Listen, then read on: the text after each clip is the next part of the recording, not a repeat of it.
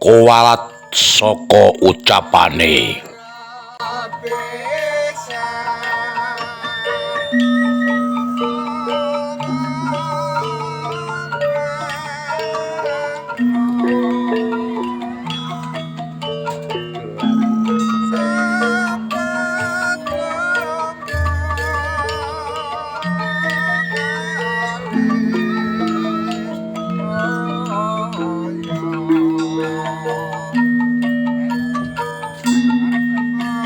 Bareng krungu putune diina karo wong, luweh-luweh kuwi sing ina iki wong pinter sakjroning panggung.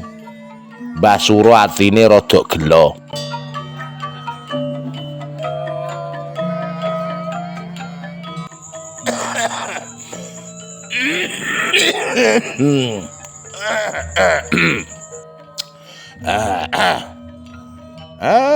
Sing sabar ya le sabar. Wis dinyek ya lara apa-apa. Gusti Allah kuwi luwih ngerti ya le. Menungso kuwi yen lagi top, lagi spiral iku. Nek omong ya saenake. Lah wong dodolan wis gelem turut-turut.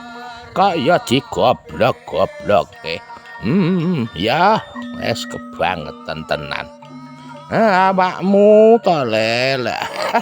Wis sabar ya le sabar, diterima wae kabeh kuwi Gusti mangerteni ya le.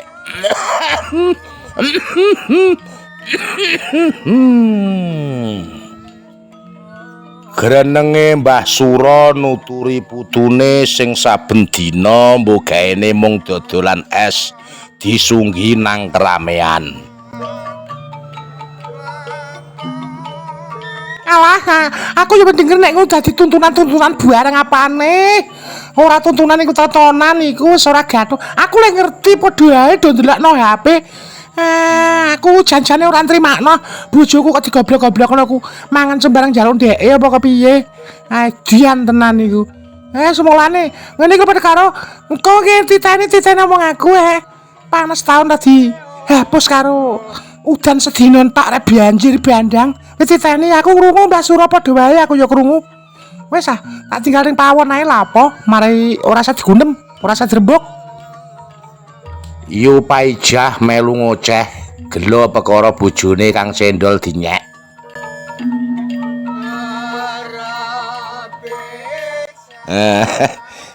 Ora apa-apa to, Mbah. Trima wae, sing penting halal ora ngapusi wong to, Mbah. Wis ora ketang dodolan es teh dari nek pengajian, nek tontonan apa-apa, sing penting lak berkah kena kanggo nyukupi keluarga to, Mbah. Jawabe Kang Cendol putune tansah sabar. Iya nanging manusa iki mbak ya aja kaya mengkono. Dupeh payu ning dhuwur panggung iki. Ngenyek wong. Ning ora ngarepe wong akeh iki goblok-gobloke wong iki ra pakrowe. Ya ora tuku wae kok.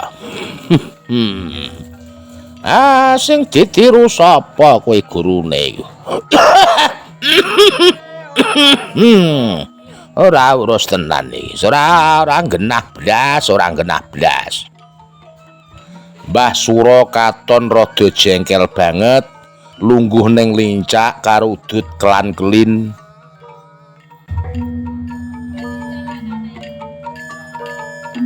Wis to Mbah, wis ora usah dirembuk akeh-akeh dawa-dawa. Ya semoga-moga wong kaya ngono kuwi diparingi eling karo Gusti Allah to Mbah. Diparingi eling ben ora ngenyek wong meneh. Tembunge putune alon-alon nyarehke Mbah Sura. Ben ora ngoceh wae kaya bendet.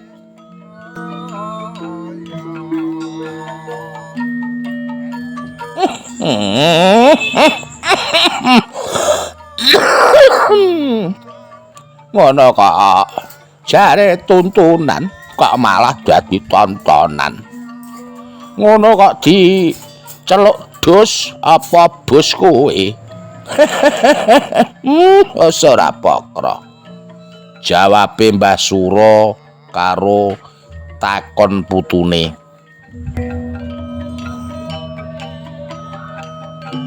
Mbah Sura njagong karo putune nak nik wong loro ngopi udut karo mangan telo.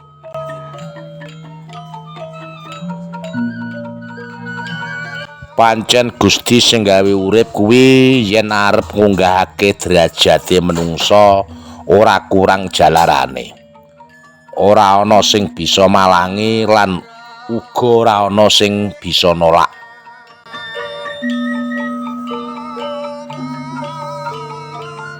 Tok tok tok. Tok tok tok. Ana swara totokan lawang sajak ana tamu.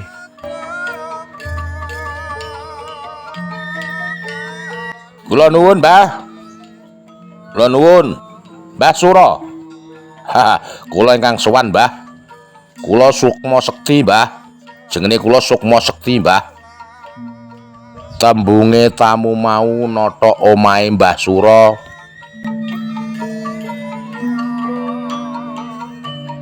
Ya iki ketok ya tamu iki ketoke monggo monggo pinarak Den Mas monggo mlebet kemawon mboten napa-napa monggo ancen griyane rusak ngaten iki monggo pinarak monggo.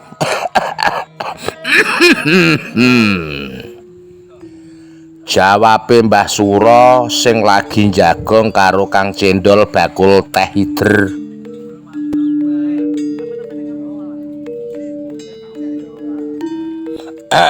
Nggih Mbah, matur suwun. Sepindah silaturahmi Mbah Sura kaping kalih niki kula niki wonten wigati Mbah badhe kepanggih Kang Cendol. Lah kula cali wonten griyane mboten wonten. Turene tenggene Mbah Sura. Malah tiwas kebeneran. Dong nglumpuk ning kene. Cocok iki. Gathuk karo ngopi mangan telo. Tembunge tamu mau nak yenake karo Mbah Sura lan Kang Cendol.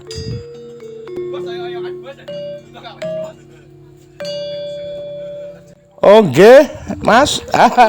Kula piyambak. Kula ingkang nami Cendol. Kok kula ora dindredeg niki wonten napa nggih? Jawabe Kang Cendol awake gemeter keringete sak jagung-jagung karo mripate nyawang tamune mau.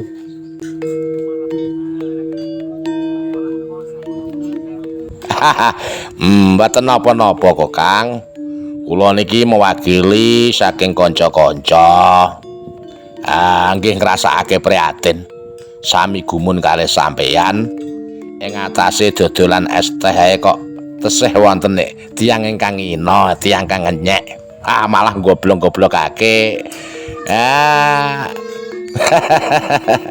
Ngaten niku perasaane sampeyan niku pripun, Kang? Tekone Kang Mas Sukma Sekti, kreator kondang saking Amerika Serikat.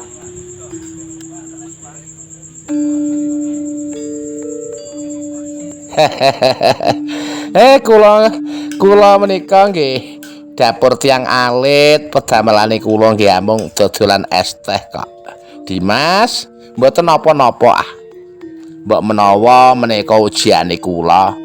Dados tiang ora duwe kedah sabar Dimas. Lah mboten sabar pripun wong. Ngaten mawon nggih. Dodol nggih nek enten tiyang tumbas alhamdulillah mboten napa-napa kok. Wangsulane Kang Cendol bakul es sider karo ndingkluk sirahe.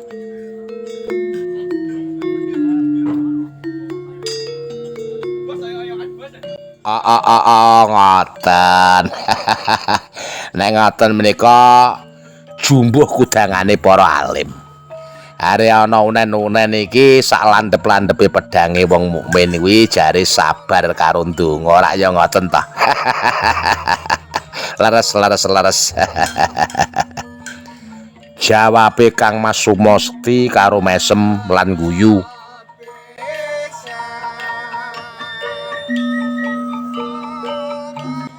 Menika leres nak Mas, sabar karo ndonga marang sing kuwasa. Kuwi luwih prayoga lah timbang ngina karo sepadha-padha ora ya apik. Ya. Watuk iki kok gumun aku. Angger ameh ana wong ngomong kok iso wae gorokan segatele ngene iki. Ngapunten Mas kula menika angger kurang kopine karo udute nggih watuke kula menika kel-kelen kados ngeten.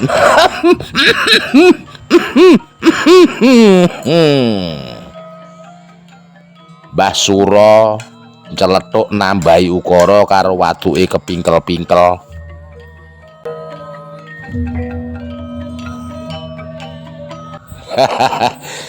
Mboten dados menapa Mbah Sura. Niki lho, kula menika sak kanca badhe maringi hadiah kalih Kang Cendol. Mboten ketang sak titik kenging damel nambahi lan gedheni modal dodolan es teh. Sithik mboten napa-napa, namung 200 juta mawon kok. Lan niki wonten tambahan melih hadiah kaji ping 10 kagem Kang Cendol lan jenengan nderek nggih mboten napa-napa. Lah ya ngono to Kang Cendol. Nggih mboten napa-napa. Mboten napa-napa. Nggih mugi berkah.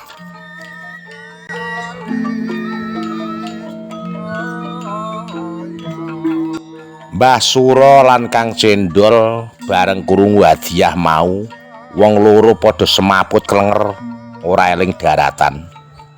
Kepeksa tamune nekake ambulan digawa ning rumah sakit. Wallahu alam bisawab.